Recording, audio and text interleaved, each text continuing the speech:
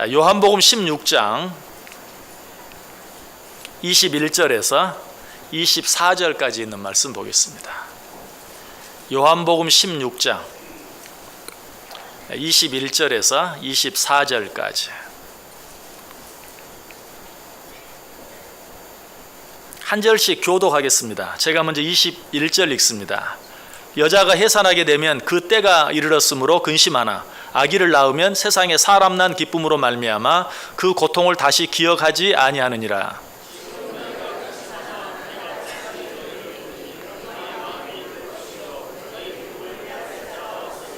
그 날에는 너희가 아무것도 내게 묻지 아니하리라. 내가 진실로 진실로 너희에게 이르노니 너희가 무엇이든지 아버지께 구하는 것을 내 이름으로 주시리라.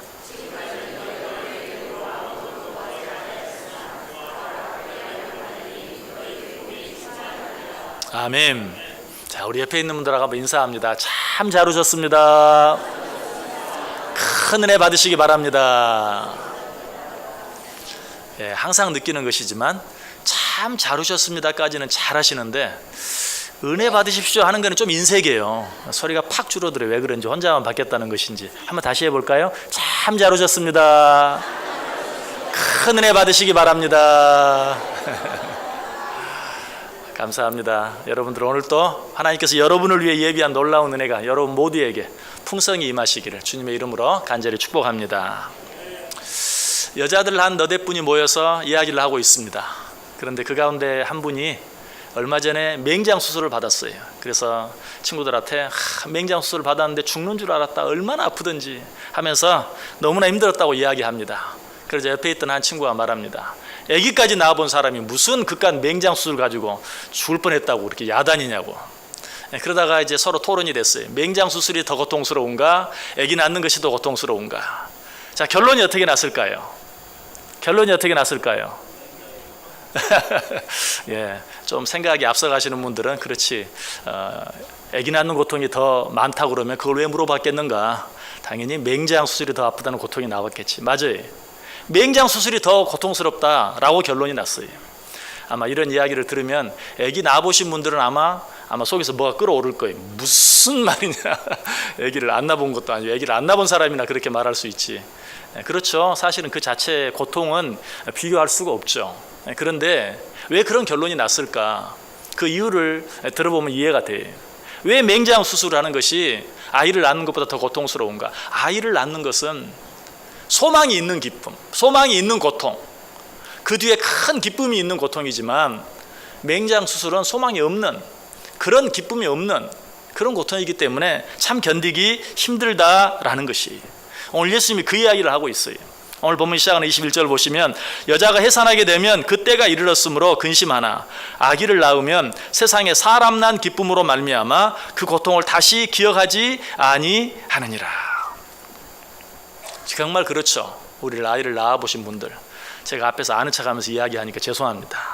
아무튼 우리 아이를 낳아보신 분들 어떻습니까? 아이를 낳는 고통을 잊어버리지 못한다면 이 세상에 둘째는 없을 거예요. 그죠? 하나 큰 아이만 있지. 그러나 낳고 나서는 다 잊어버리니까 또 없었던 것처럼 둘째도 낳고 셋째도 낳고 하는 것이, 그냥 잊어버리는 것만이 아니죠. 그 아이를 낳을 때 느꼈던 고통과는 비교할 수 없는 기쁨이 있기 때문에 오히려 그 기쁨을 바라면서 둘째도 갖고 셋째도 가질 수 있는 것이. 자, 그런데 예수님께서 지금 이 말씀을 어떤 일을 전제로, 어떤 일을 생각하시면서 이 말씀을 하고 계실까요? 이제 예수님이 이 말씀을 하시고 2시간 후에 잡혀가십니다. 그리고 고난당하십니다. 그리고 십자가에 달려 죽으십니다. 그리고 나서는 어때요? 죽으셨다가 사흘 만에 다시 부활하십니다. 예수님께서는 바로 이 사건, 끌려가서 고난당하고 십자가에 달려 죽으실 것과 그리고 나서 사흘 만에 다시 부활하실 것을 전제하고 이야기를 하고 있어요. 내가 너희 보는 앞에서 끌려가서 잡혀가서 고난을 당하고 십자가에 달려 죽는 모습을 볼 때 너희들은 그 일로 인하여 근심하고 고통할 것이다. 아, 이제 우리는 어떻게 해야 할 것인가? 그러나 내가 십자가에 달려 죽었다가 사흘 만에 사망 권세에 이기고 부활하는 그 모습을 보면서 너희는 크게 기뻐하게 될 것이다 라고 이야기하고 있는 것이. 22절 보세요. 지금은 너희가 근심하나 내가 다시 너희를 보리니 너희 마음이 기쁠 것이요 너희 기쁨을 빼앗을 자가 없으리라. 자, 그런데 이 말씀 속에서 한 가지 이상한 것이 있어요. 내가 다시 부활하는 것을 통해서 너희가 기쁨을 얻을 것이다. 너무 당연하죠. 그런데 그 뒤에 어떤 말씀이 나와요? 너희 기쁨을 빼앗을 자가 없으리라. 정말 예수님의 제자들이 어떠했습니까? 예수님이 죽으신 줄 알고 실망했죠. 낙심했죠. 그러나 누가 예수님과 베드로와 사도 요한이 예수님의 빈 무덤을 발견했어요. 얼마나 기뻐했습니까? 또 엠마오로 가던 두 제자가 어떠했습니까? 예수님이 돌아가신 것을 알고 실망하고 낙심해서 자기 고향으로 돌아가다가 중간에 부활하신 예수님을 만나고 다시 돌이켜서 예루살렘으로 돌아오는 그러한 모습도 우리가 보아요. 예수님의 말씀이 딱 맞아요. 너희가 지금은 근심하나 내가 다시 부활한 그것을 통하여 너희들이 기쁨을 얻을 것이다. 그런데 문제가 뭐냐면 그 기쁨을 빼앗아갈 자가 없다. 아무도 그 기쁨을 빼앗지 못할 것이다. 정말 그랬습니까? 예수님의 제자들이 예수님의 부활로 인하여 정말 큰 기쁨을 얻었는데 그 기쁨을 아무도 빼앗아가지 못했나요? 아니, 그 뒤에도 예수님의 제자들은 언제 그랬냐는 듯이 예수님이 부활하신 것을 잊어버리고 고통을 당하기도 하고 기쁨을 잃어버리기도 하고 단순히 그 정도가 아니라 의심하기도 하고 회의하기도 하고 실망하기도 하고 낙심하기도 하고 하는 그런 모습들을 보게 돼요. 자, 그렇다면 너희 기쁨이 충만하리라, 거기까지는 좋아요.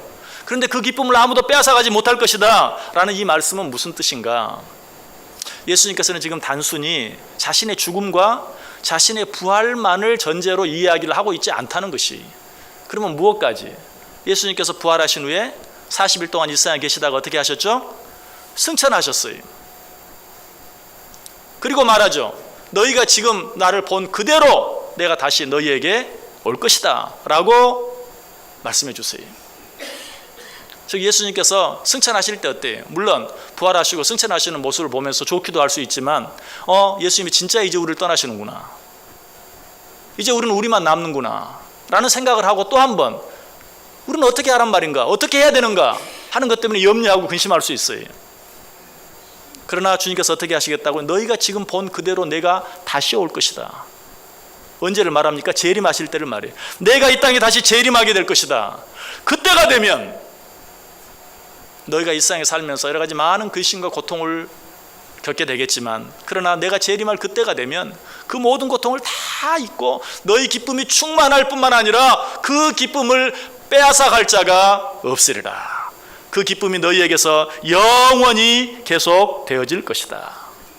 이제 이 말씀이 바로 이해가 되시죠? 지금은 너희가 근심하나 내가 다시 너희를 보리니 너희 마음이 기쁠 것이요 너희 기쁨을 빼앗을 자가 없으리라 라고 예수님께서 말씀하고 있어요.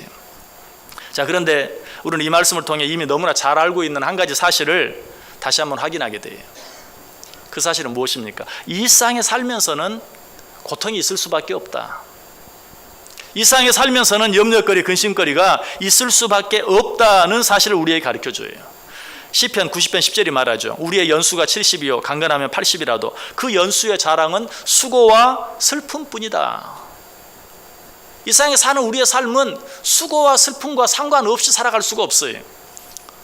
여러분이 너무 수고롭다, 너무 피곤하다, 너무 힘들다, 너무 어렵다라고 느껴지십니까? 여러분, 그것은 우리가 살아있다는 증거 외에 아무것도 아닙니다. 그런 것들을 느끼지 않고 사는 사람은 죽어있는 사람뿐이에요. 살아있는 사람이라면 그 모든 것을 느끼며 살 수밖에 없어요.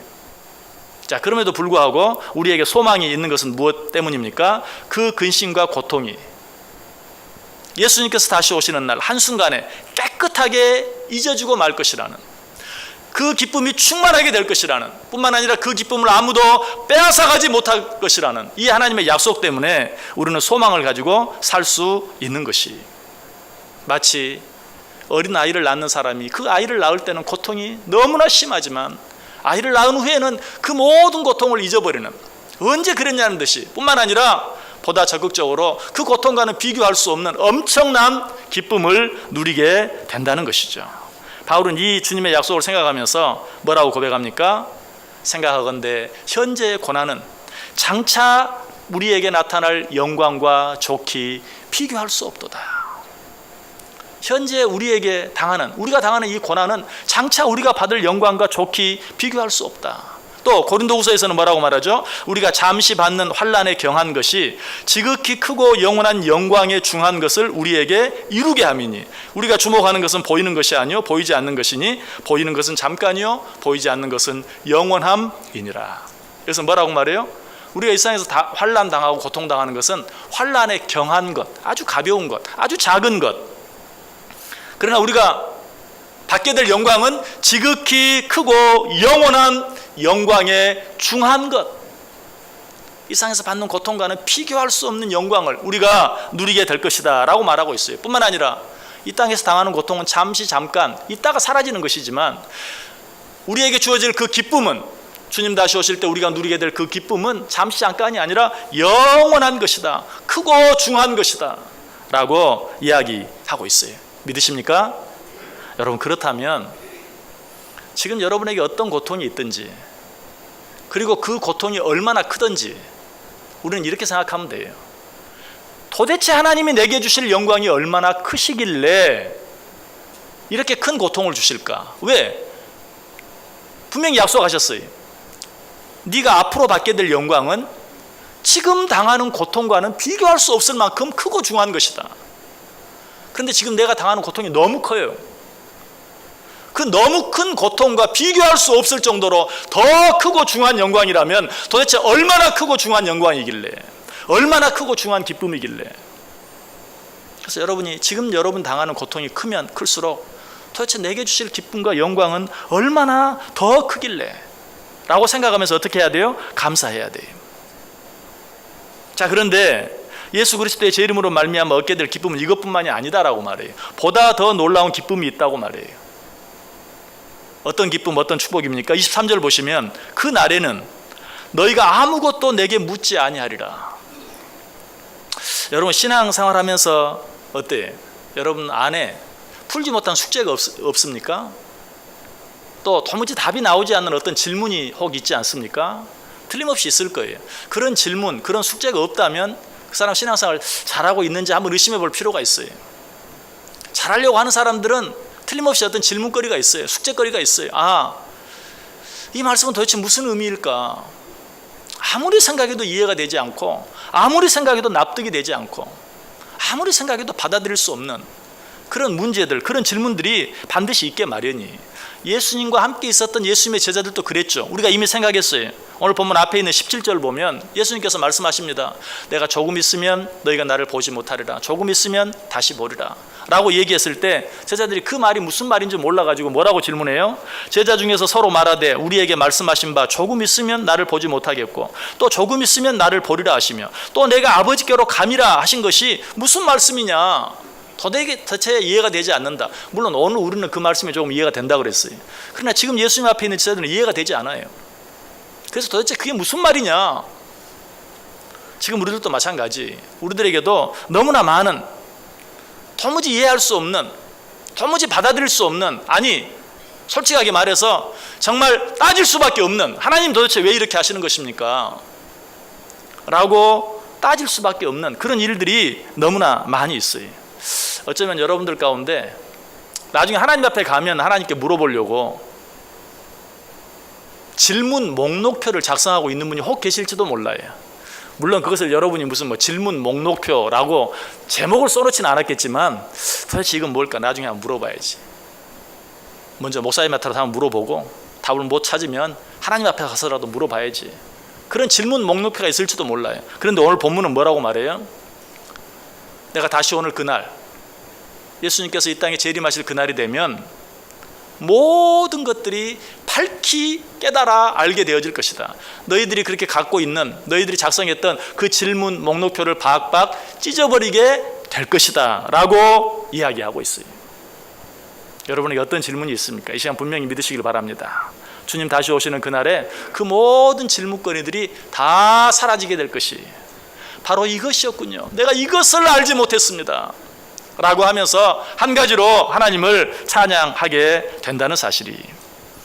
여러분, 일상의 삶은 고통과 기쁨이 똑같이 반복되는 삶이에요. 성경이 우리에게 그것을 이야기하고 있어요. 우리에게 기쁜 날도 있지만 또 곤고한 날도 있다고 그랬어요. 그러므로 기쁜 날이 있을 때는 찬송하고 곤고한 날이 있을 때는 깊이 생각해 보아라 라고 이야기하는 것이, 이 세상을 사는 사람은 누구에게나 기쁨의 시간과 또 힘들고 어려운 고통의 시간이 반복적으로 나타나요. 믿음이 없는 사람만 그런 게 아니, 믿음이 있는 사람도 마찬가지. 그러나 거기에 한 가지 차이가 있어요. 이 세상 모든 사람은 기쁨과 고통, 기쁨의 시간과 고통의 시간이 반복되지만 믿음이 있는 사람과 없는 사람의 차이는 무엇인가? 믿음이 없는 사람은 기쁨 뒤에 고통이 있어요. 그러나 믿음이 있는 사람은 고통 뒤에 기쁨이 있어요. 그래서 기쁨 뒤에 고통, 고통 뒤에 기쁨, 기쁨 뒤에 고통, 기쁨 뒤에 이렇게 쭉 펴놓으면 믿는 사람이나 안 믿는 사람이나 삶의 모습이 비슷해요. 정말 그렇지 않습니까? 믿는 사람이나 안 믿는 사람의 삶의 모습을 보면 비슷해요. 그러나 한 가지 차이는 뭐예요? 시작과 끝이 다르다는 거예요.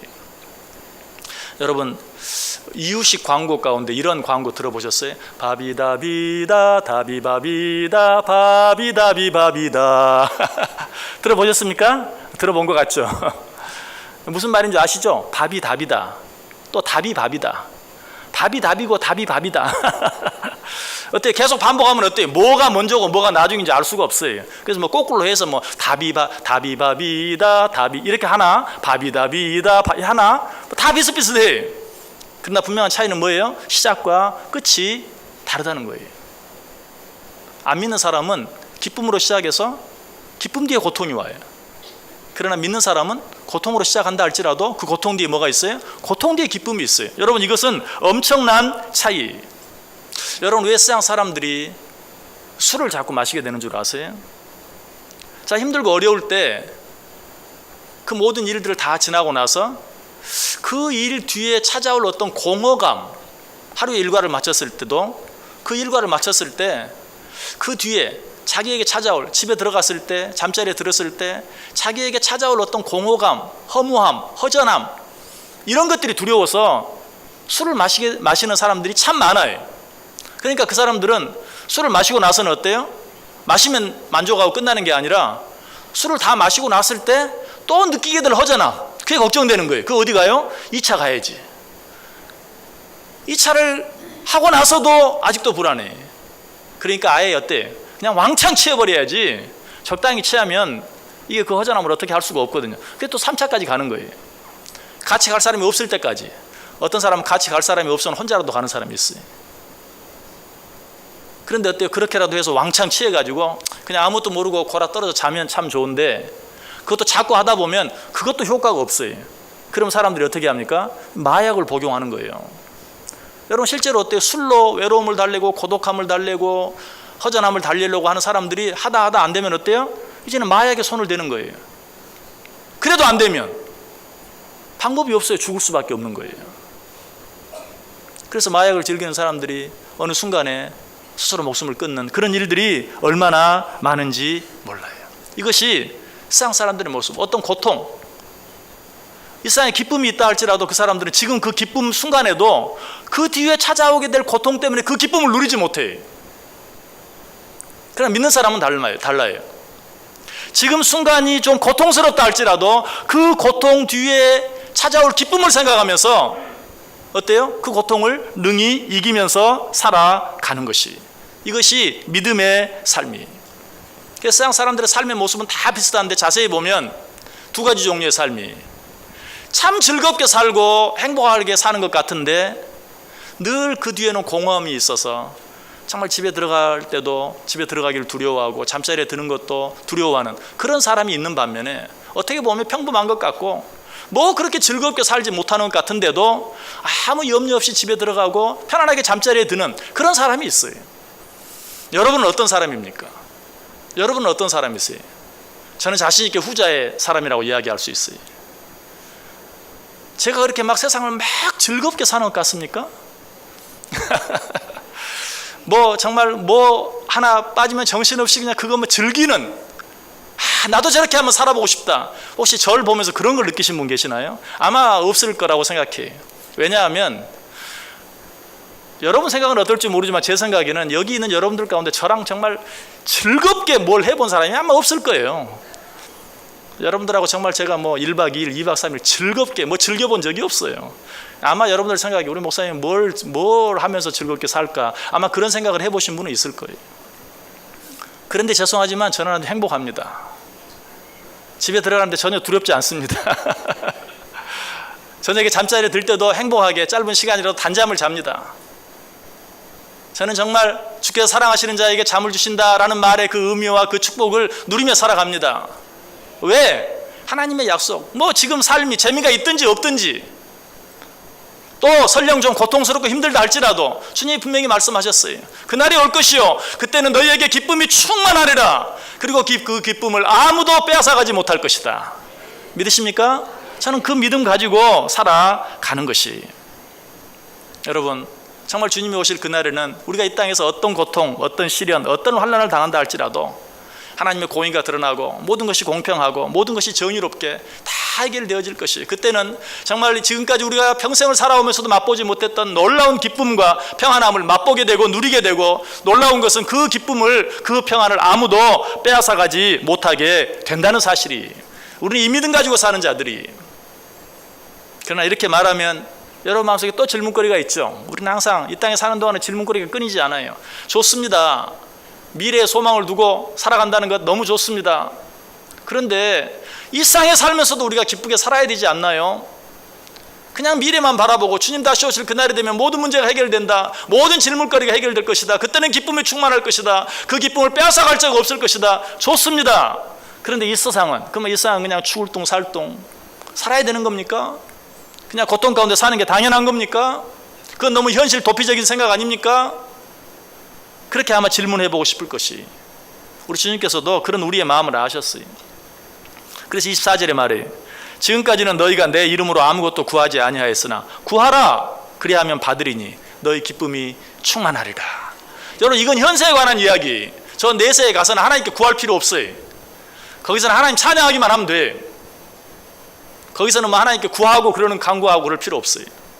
이건 현실에 관한 것이, 지금까지는 너희가 내 이름으로 아무것도 구하지 아니하였으나 구하라, 그래야 받으리니 너희 기쁨이 충만하리라. 하나님께 구하고 구한 것을 받고 누리는 삶, 얼마나 기쁜 것인지 몰라요. 이 땅에서 우리가 부족함을 느끼죠. 사실은 우리가 부족함을 느끼기 때문에 필요를 느끼고 그 필요를 위해서 무엇인가를 구하고 또 구한 것을 얻었을 때 기쁨을 얻는 거예요. 부족함이 없는 사람, 그래서 구할 것이 없는 사람, 참 좋은 것 같지만 그 사람도 마찬가지. 결국은 그 사람도 술 가까이 하게 되고 마약 가까이 하게 되고 결국은 죽을 수밖에 없어요. 뭔가 부족하고 뭔가 필요해서 부족하고 필요한 것을 구하고 그 구한 것을 얻었을 때 기뻐하고 즐거워하고, 여러분 이 삶이 일상에서 우리가 기쁨을 누리며 살아가는 삶이.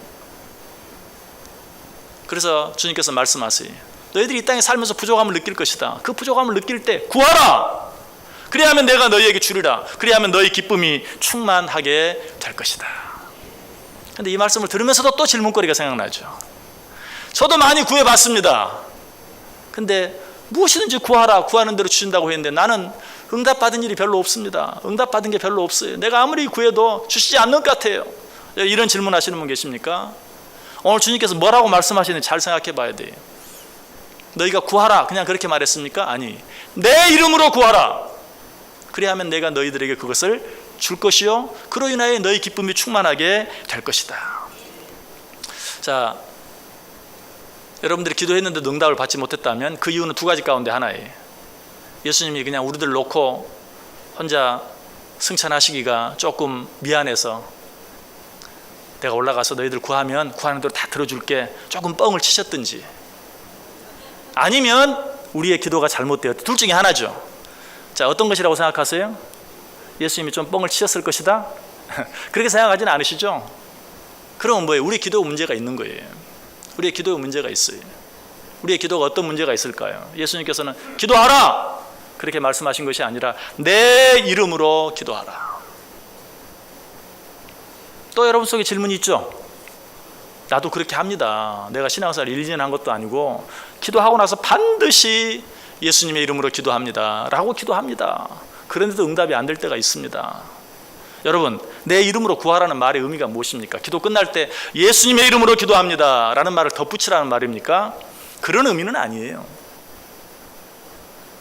내 이름으로 기도하라는 것은 너희들의 어떤 노력으로, 너희들의 공로로, 너희들의 행위로 그것 가지고 내게 나오지 말고 나를 위해 십자가에 달려 죽어주신 예수 그리스도의 십자가의 은혜를 의지하여 내게 기도하라.